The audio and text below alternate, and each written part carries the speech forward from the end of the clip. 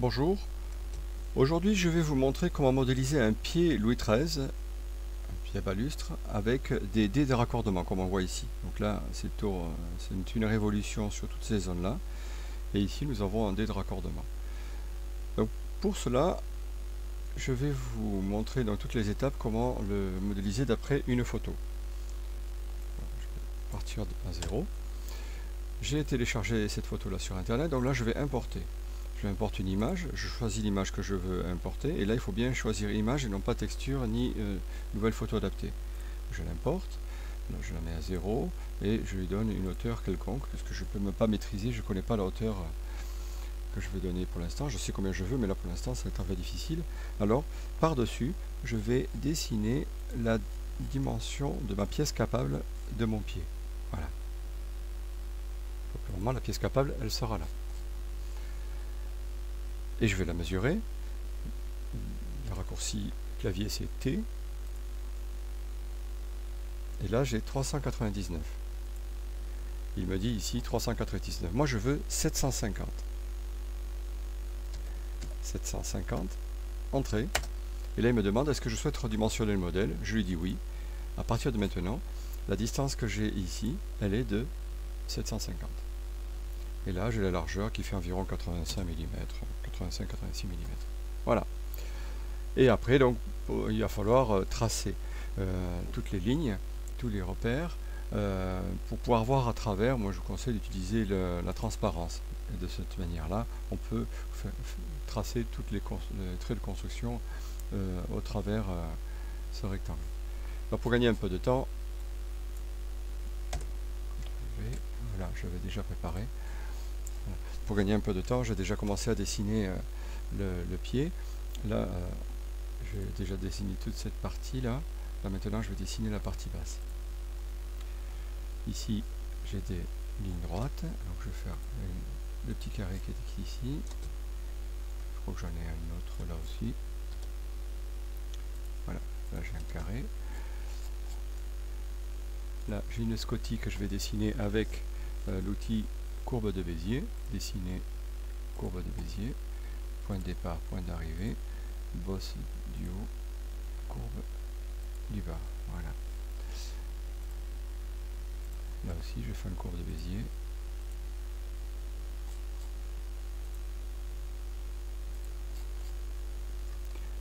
Pour le dé de raccordement, pour que ça fasse cette partie un peu arrondie, il faut que l'outil sorte du volume.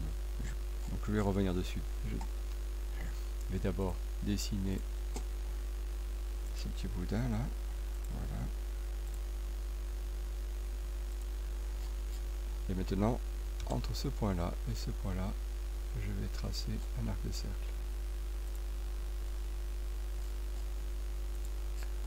Voilà, l'arc de cercle, si je fais comme ça, il ne dépasse pas suffisamment. Il faut vraiment qu'il dépasse au moins de une fois et demi cette valeur là, quoi. Donc ça fait la moitié de ça en plus, quoi, à peu près. Et puis ici je vais faire le bas. Voilà. Non, c'est une ligne que je veux, non pas un arc de cercle. Et je dessine la toxine du bas. Point de départ, point d'arrivée. Voilà. Là je vais l'éditer, clic droit, éditer courbe de Bézier. Ce point là je vais le descendre un petit peu. Celui-là.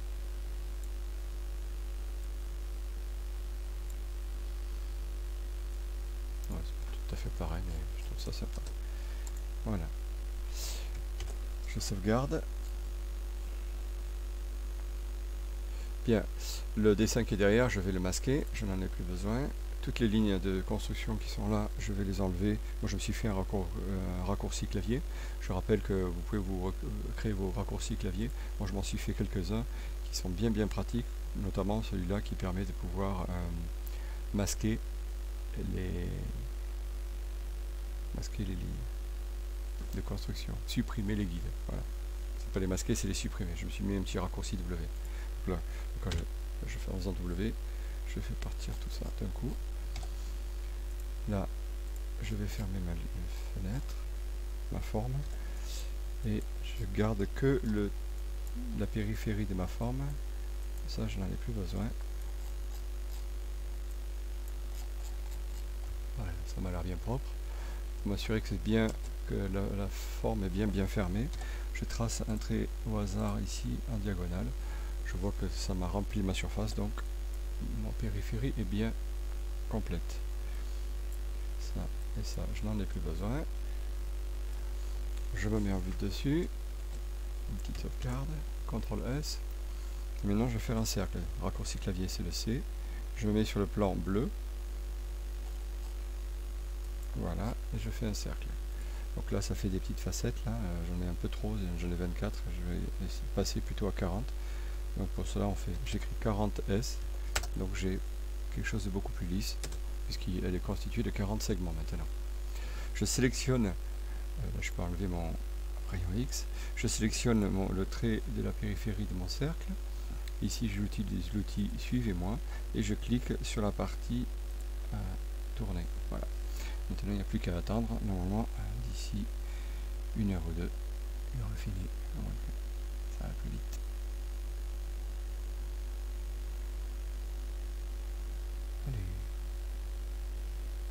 Allez. Ah, mais c'était d'1 heure ou 2, c'était pour blaguer. Hein. Et cocotte. Voilà.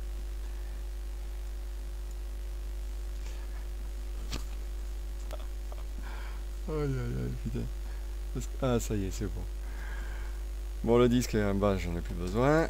Je le supprime, il m'a juste permis de faire la révolution. Bon. Et voilà, j'ai mon pied qui est tourné.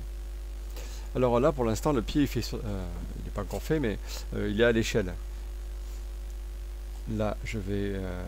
c'est ma masse capable. Enfin, la demi-largeur de ma masse capable. Et le pied il commence ici, et il finit en bas. Donc, je vais prendre ce carré, là, ce rectangle. Et je vais créer un composant. Vous allez comprendre tout à l'heure pourquoi est-ce que je crée un composant. J'ai au clavier pour rappeler la boîte de dialogue créer un composant. Je ne mets pas de nom, c'est pas la peine. Je double-clique dessus pour pouvoir l'éditer. Et là, je mesure la distance ici. Là, je dois avoir...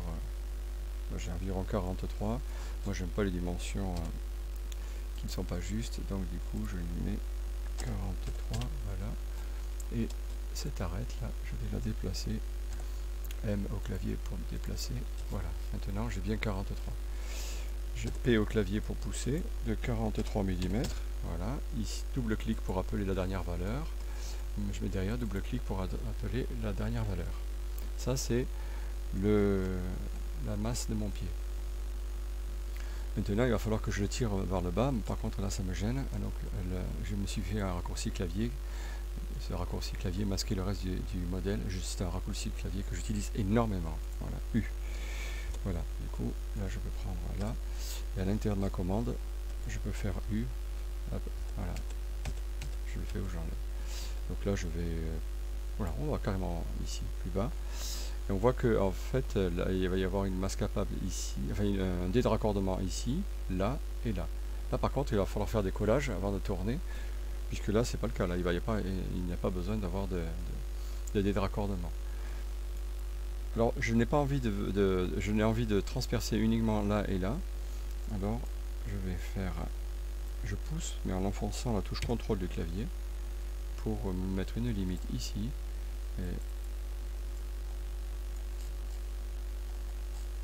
Et pour me mettre une limite aussi là. Voilà. Donc, de chaque côté. U au clavier pour faire disparaître. Voilà. Donc là, il va y avoir une intersection de formes dans cette zone-là et cette zone-là. Maintenant, là, j'ai mon pied tourné. Là, j'ai mon composant. Je sélectionne tout en faisant une fenêtre de droite à gauche. Un clic droit. Et là, je vais chercher intersection des faces avec la sélection. Et on va attendre un petit peu. Là, je me suis un petit peu trop loin, mais là, il n'y a pas de trait qui fait, il n'y a pas d'arête qui est dessinée. Et là, il est en train de me calculer la rencontre de ces deux formes pour pouvoir me calculer et me réaliser une arête ici. Là. Normalement, ça ne devrait pas être trop long.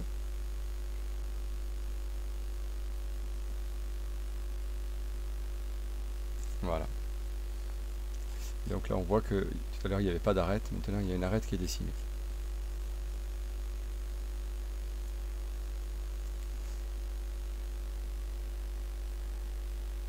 Bien.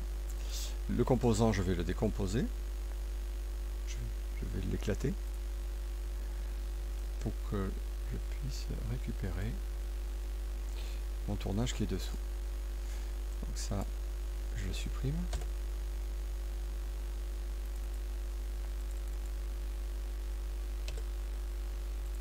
Et je supprime aussi cette arête. Et on voit le tournage qui est derrière. Et voilà donc les dés de raccordement ici là. Bon, je fais une fenêtre de gauche à droite pour sélectionner ce trait là, ce plan qui était dessiné. Voilà. Donc là, je vais faire pareil ici. Je supprime là, là. Et maintenant, je vais enlever cette partie là, puisque derrière j'ai mon cube. Voilà. Oh oh.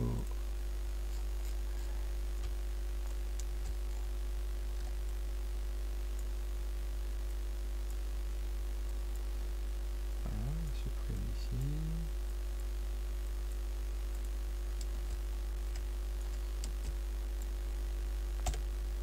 Supre. Là. Je supprime. Alors, j'ai déjà eu l'occasion de faire des pieds comme ça avec cette méthode. Et j'ai eu un petit souci. Et en fait, j'espérais que pour cette vidéo, le souci arrive. Mais c'est pas le cas. Bon, en fait, voilà ce qui se passait. C'est qu'en fait, quand je sélectionne cette partie, la partie que je veux supprimer là, cette partie-là, CTRL Z pour revenir. Et bien, en fait, quand je sélectionne cette partie-là, là on voit, il y a plein de petits points, voilà. Et bien, il y avait des petits points ici aussi. C'est-à-dire qu'en fait, ce trait-là était mal fait. C'est-à-dire qu'en fait, SketchUp avait laissé un endroit où il y avait un petit trou. On voit bien qu'il y a des petits manques là. Et bien, ce petit manque-là, et bien, ça m'a posé des petits problèmes parce que du coup, je me retrouvais, en fait, une fois que je supprimais, bien, je me retrouvais avec cette surface qui est arrondie là, ici, qui avait disparu. Et bien, j'ai réglé ce problème-là avec une technique assez simple qui consiste à faire le pied, mais 2 fois plus grand ou 10 fois plus grand. Donc du coup le pied il est énorme. Et puis une fois qu'on a fini de faire le pied, après on le réduit. Souvent quand j'ai des petites pièces à tourner, genre un bouton de tiroir ou quoi, j'ai des fois des petits problèmes, des petits soucis avec SketchUp. Je sais pas si ça vient de ma carte vidéo, pourtant elle a l'air bien puissante, hein. Mais bon voilà. J'ai réglé ce problème là. Si jamais ça vous arrive, hein, voilà, le SketchUp, et au lieu de faire du travail bien fait, là il vous fait des petits manques, et bien vous travaillez avec une échelle surdimensionnée et vous rediminuez, et puis après vous réglez ces problèmes comme ça. Voilà, donc là mon pied il est tourné, et j'ai mes dés de raccordement avec l'effet arrondi que l'on a sur le devant là, ici. Voilà, je vais mettre un petit peu de matière. Là, je me suis fait un raccourci clavier pour faire apparaître la fenêtre ici. Et puis je vais faire ça en chaîne. D'abord, je vais créer un composant. J'ai au clavier que j'appelle pied, entrée, et je vais le mettre en chaîne. Voilà. Bien, j'espère que cette vidéo vous a plu et qu'elle va vous servir. Merci.